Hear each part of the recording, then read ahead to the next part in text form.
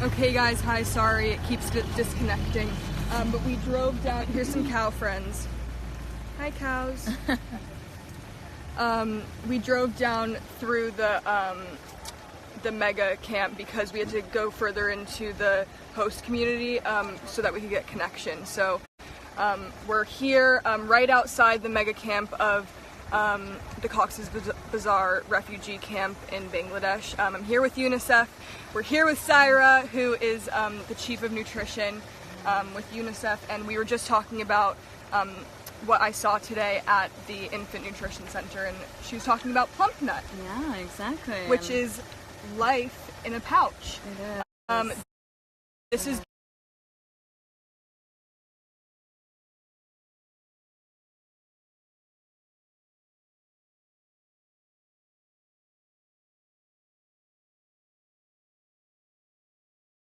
given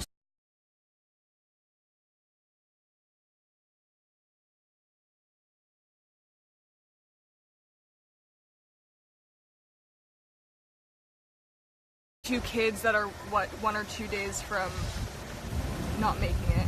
Yeah, it's given to children who have been identified as severely acutely malnourished, what we call SAM. And to be able to provide this product to them is truly a privilege for us as UNICEF and our partners, to be able to identify them in this state and to provide this therapeutic support, not only in this moment, but throughout their lifetime, to be able to receive the support so that they can grow up to be healthy, productive, active adults is something that we're very happy to be able to support. So the kids can, the mothers and children can go into the infant nutrition centers, and one, they learn about breastfeeding, the importance of breastfeeding, the importance of sanitation for your child, and then they go through a process of measurement. So they have a specific arm measurement that if the child is in the green zone, they have good nutrition. Yellow zone, moderate, and then yeah. The red zone would obviously be severely acutely malnourished. And that's when then they get measured, weighed. They go into get checked for fever, diarrhea, stuff like that. Afterwards, they are then put into a spot where they can check if the child is willing and able to eat. Yeah. And if that is the case, then the child will be sent home with a week's worth of the plumpy nut until they come back the next week, obviously, to get checked, but then they will eat one of these a day. It's peanut and oil based, and it has all the nutrition they need so that they can gain weight. And it's really cute because since they're bags that the kids can hold, you'll see them around the camp, you know, with this, and it's tasty. They like it. It's kind of like peanut butter. Exactly. Exactly. And yeah. And more than anything, we are trying our best to not only address their immediate needs in terms of critical life-saving support, but we are trying to support their families, their communities, to ensure that acute malnutrition doesn't continue happening. We really want to develop systems and support the community. Malnutrition rarely happens in a vacuum. It really just happens one person here, one person there, one child there, one child here.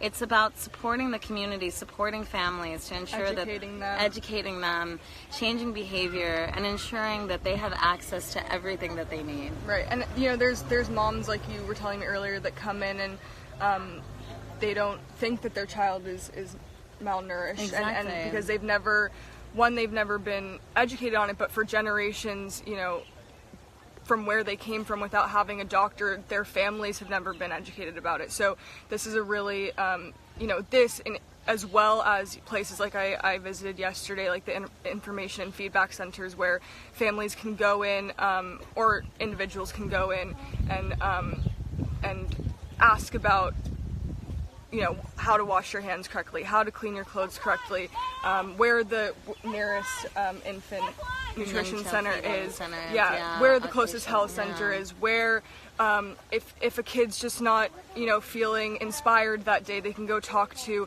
another refugee teenager that's their age and kind of talk through it. So it's really nice. Here we're with Hi, you can say hi. We're here in the host community, right outside of the camp. So these are Bangladeshi children. Big truck of Plumpy Nut. Oh, wait, hold on. Excuse me, sir, can I see your Plumpy Nut? No, it's okay. That was perfectly timed. What? And some of these kids have their UNICEF backpacks on. The UNICEF also, as well as supporting, oh look, they're all coming to show you their backpacks. As well as supporting the refugee children, they support the communities that host the refugees. So these communities have, in a year taken in millions and millions and millions of refugees. 1 million actually. And but these are the Bangladeshi children, and they're wearing their UNICEF backpacks. The host communities also support the camps in other ways. So you'll find teachers in the camps that are from the host communities.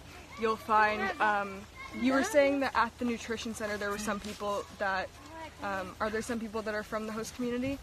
In the nutrition centers and the camps, they are primarily from the Rohingya population. Right. However, UNICEF supports the government of Bangladesh in providing nutrition support throughout the host community, throughout Cox's Bazar district, as well as throughout the entire country. Yeah. Hold on, should we scoot over so PETA can come in? We're live. Hi, everybody. PETA, Syra, and Gigi show. What, have I missed anything? No, maybe just we were talking a bit before we lost the connection about how you felt being here and your experience. It's your first time in these camps in this context, so it'd be great to see how what you're feeling, because it's hard to, with pictures you can see things, but you can't. It's hard to convey the emotion. Yeah. So, I'm sorry to put you on the spot. But. No, it's okay. Obviously, it's a sad situation, but. UNICEF and the partners, have given, and the host communities and Bangladesh as a country has really welcomed 1 million people from another country. Hi, buddy. Say hi. Oh, he's gonna get nervous. Have taken in these people and really, from nothing in a year, created so much opportunity, obviously, for safety, for livable conditions, for sanitary conditions, for education, for safe water, and also what's really important, especially for the kids, is they create environments where they can feel joy, and that is just as important, if not more important, than the money and the supplies and once child, every person in the camp with food. So they're eating. What we can help with on a daily basis is bringing a smile to people's faces and being positive. Yeah. Kids just want to be kids, and this is what you see in this camp, and you can see these kids around us. They've all come out of school. They want to learn, they want to play, and they want to be kids. And these are kids from the host community, but it's the same in the camps. And we've got the 1 year anniversary coming up in a couple of days on the 25th of August, and really it's about the work that we're doing and also what we're going to do moving forward. So thanks, Gigi, for coming. It's been awesome to have you here. Thank you so much. And I hope you we see guys you have again. taught me so much. These are my new Exactly. friends, Syra and PETA, and they have spent so much time with me, giving me so much information. And can I say thank you to all of your fans, Gigi, who have supported UNICEF so much and continue to support UNICEF with the same love that you bring to the community here. Thank you to you all, and thank you so much to Gigi and her entire family. And Austin as well, and John, Austin's here, and Johnny, everyone. and Andrew Lee. Yeah, there they are. So thanks to the team. And we were talking about last night how both Syra and I grew up doing the UNICEF trick or treat for UNICEF in the little boxes, and I'm sure a lot of you guys that are watching remember doing that. And in that way, in ways that we can move forward with continuing to support UNICEF, I just really wanted to be here and learn about it so I could share it with you guys, so you know where your money is going. And I can 100% tell you that they really use it in so many incredible, intricate ways that are so well thought out and planned. And there's people like PETA, who's a specialist in emergency coordination. Did I say that right? Yes, No. you did. Well done. I did? Yeah. Oh my gosh! Gigi's got a new job now. She's taking over. Thank you. Yeah. I'm your assistant. Yeah. But, you know, there's so many intricate details, like I was saying earlier with the water pump, that I could talk about this for hours and hours and hours. But really, you guys do an amazing job, and I'm so grateful to be here. So thank you. I think you're going to lose battery, so we may need to... my phone might die. Gigi, one more thing. For everyone at home watching back in the States and around the world, Gigi and I were also talking about this last night. Your support helps so much. Support comes in so many different ways. Yes, your financial support, but just your love and